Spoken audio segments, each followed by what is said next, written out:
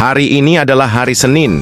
Sepulang sekolah, Ballerina Cappuccina, Espresso Signora, dan Jelita akan mampir ke tempat biasa mereka bermain, yaitu di bawah pohon apel yang sangat indah. Kira-kira manakah yang paling seru menurut kalian, guys? Ayo klik like, guys, jika mainan engklek adalah yang paling seru. Jika bermain gelembung adalah mainan yang paling asik, ayo klik subscribe, guys. Wow, ini pasti seru banget, guys. Jika bermain ayunan sambil petik dan makan buah apel merah adalah permainan yang paling seru, ayo klik like dan subscribe, guys.